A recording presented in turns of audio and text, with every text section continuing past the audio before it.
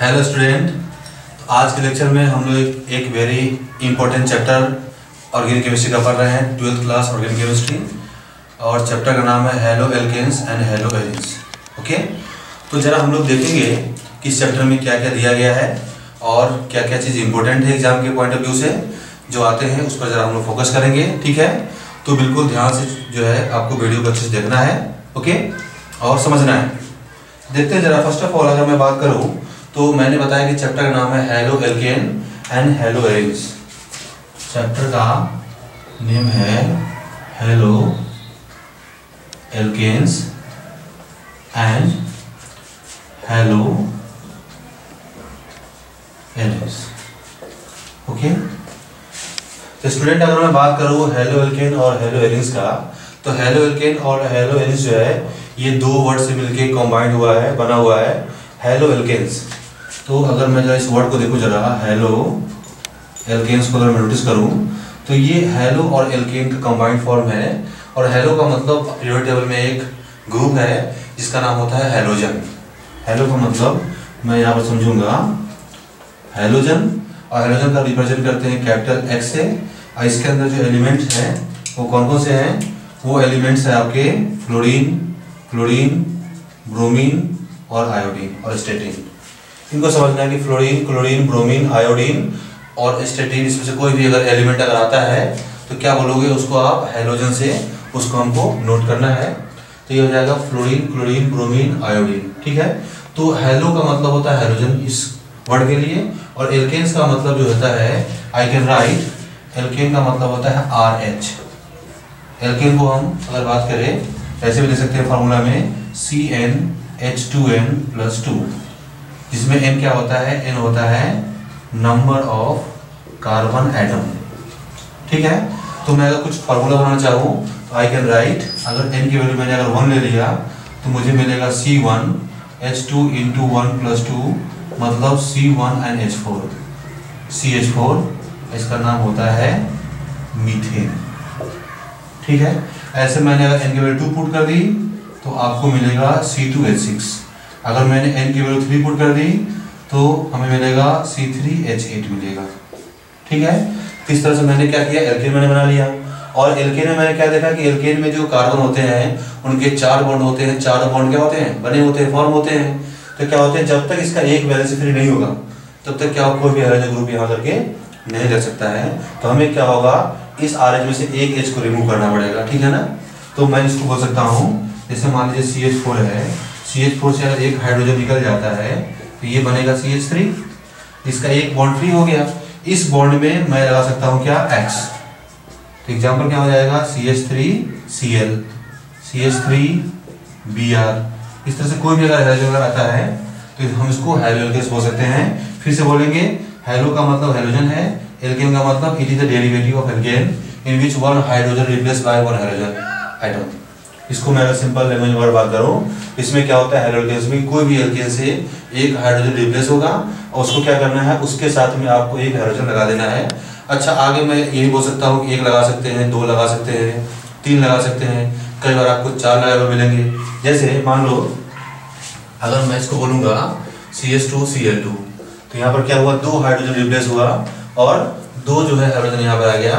कई बार आप देखोगे CH3 देखोगे तो यहाँ पर 3 हाइड्रोजन रिप्लेस हुआ। ठीक है ना, समटाइम्स आपको ये भी देखने को मिलेगा CCl4, इसका नाम क्या होता है? Carbon tetrachloride. अगर मैं इसका नाम बोलूँ तो ये हो जाएगा कार्बन टेट्रा, ये हो जाएगा क्लोराइड।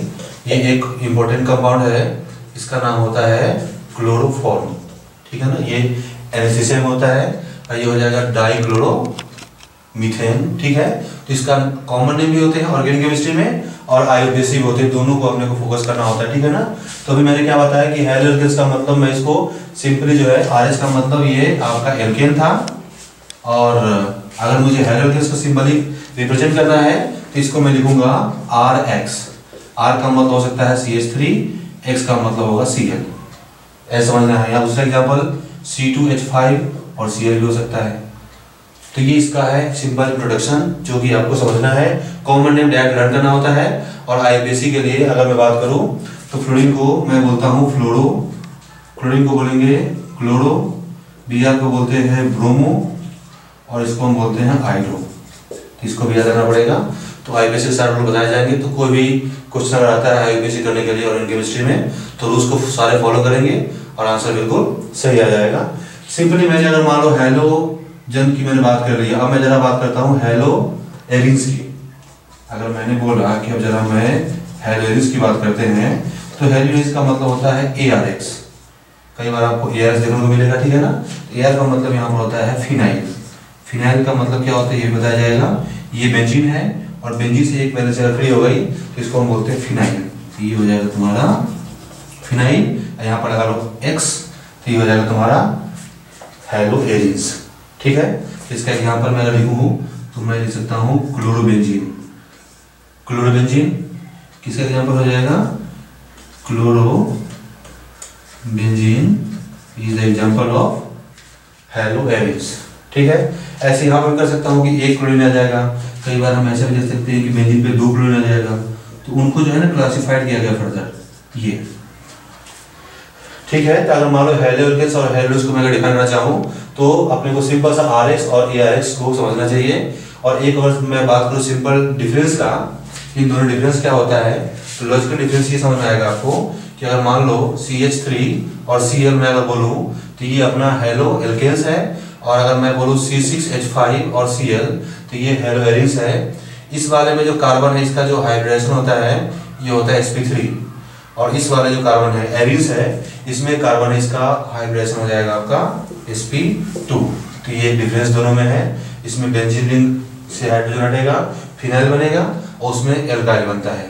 तो ये डिफरेंस अपने को समझना है, ठीक है। और अगर मैं अगर क्लासिफाइड करूँगा अगर इसको हेलो को और हेलो एरिन्स को तो कैसे करेंगे मैं बताता हूँ।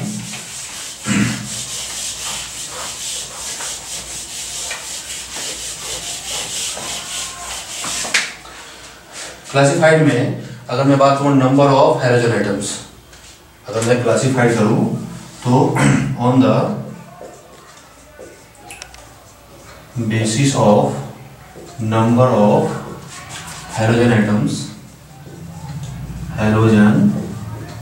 एटम्स की बात करें तो मैं फर्स्ट बोल सकता हूँ मोनो हेलो एल्केन्स। दूसरे को मैं बोल सकता हूँ डाई हेलो एल्केन्स, और तीसरे को मैं बोल सकता हूँ ट्राई हेलो एल्केन्स। तो मोनो डाई ट्राई, ठीक है ना। और ट्राई के मैं एक वर्ड यूज कर सकता हूँ पॉली हेलो एल्केन्स। और मोनो का मतलब बताऊँ किसी भी कंपाउंड में अगर हाइड्रोजन अगर एक ही है तो उसको मैं मोनो बोलूँगा। जैसे मान लो CH3 CH2Cl 1 हाइड्रोजन तो मोनो होगा, ठीक है। और अगर 2 होगा तो क्या होगा, डाई होगा। जैसे मैंने एग्जांपल लिया ये मोनो का एग्जांपल हो जाएगा, डाई का एग्जांपल हो जाएगा CH2Cl, ये हो जाएगा CH2Cl, ये डाई हो जाएगा। और अगर मान लो मैंने इसको इस तरह से अगर लिखना शुरू कर दिया तो ये हो जाएगा तुम्हारा ट्राई का एग्जांपल हो जाएगा। और पॉली का मतलब 3 से ज़्यादा जब कभी आ जाएगा तो उसको मैं पॉली बोल सकता हूँ। जैसे CCl4 है तो टेट्रा ही बोल सकते हैं, और 5 होगा 6 होगा तो इसको मैं पॉली बोलूँगा। इसका मैं अगर नाम लिखना चाहूँ IUPAC नेम लिखेंगे 1 2, इसका नाम हो सकता है IUPAC क्लोरोइथेन। 1 क्लोरोइथेन बोलो कोई दिक्कत नहीं, या क्लोरोइथेन हो सकते हैं। इसका नाम हो जाएगा 1,2 डाइक्लोरो इथेन। इसका नाम हो जाएगा IUPAC, इसका IUPAC नेम मैं लिखूंगा 1,2,3 ट्राई क्लोरो एंड प्रोपेन, ठीक है। तो इस तरह से IUPAC नाम लिखना भी हमारे लिए बहुत ही आसान हो जाएगा। बस अपने को जरा काउंटिंग करना है। और IUPAC के बहुत सारे रूल्स होते हैं, लॉन्गेस्ट चल लेना होता है, फंक्शनल ग्रुप की पैरिटी देखनी पड़ती है, ठीक है ना। तो इस तरह से पैरिटी देखना पड़ता है और क्लोज होना चाहिए, ठीक है ना। ब्रांच को भी कंसिडर करना पड़ता है, अल्फाबेट को फॉलो करना पड़ता है। तो इन सब कंडीशन से हम IUPAC नाम लिखेंगे तो क्या होगा, आंसर उसका बिल्कुल सही आएगा। और अगर मैं अगर एरोमेटिक की बात करूँ हेलो एरिन्स की तो उसमें भी सेम चीज़ रिपीट करेगा। अगर मान लो 1 हाइड्रोजन होगा तो इसका नाम क्या होगा, इसका नाम हो जाएगा क्लोरो बेंजीन। और अगर मान लो मैं 2 लगा दिया इस पर, 2 मैंने यूज कर दिया, तो ये हो जाएगा तुम्हारा 1,4, काउंटिंग करेगा 1 2 3 एंड 4, तो मैं बोलूँगा 1,4 और डाइक्लोरो और बेंजीन। ऐसे ही एक और लगा तो ट्राई हो जाएगा, ठीक है ना, ट्राई हो सकता है। तो इस तरह से आपको IUPAC करना है, ठीक है। तो जितना बताया गया इस लेक्चर में उसको बहुत ध्यान से समझना है, ठीक है ना, अच्छे से, और इस पर जो भी क्वेश्चन है उसको करना है, ठीक है। Okay, thank you and bye bye.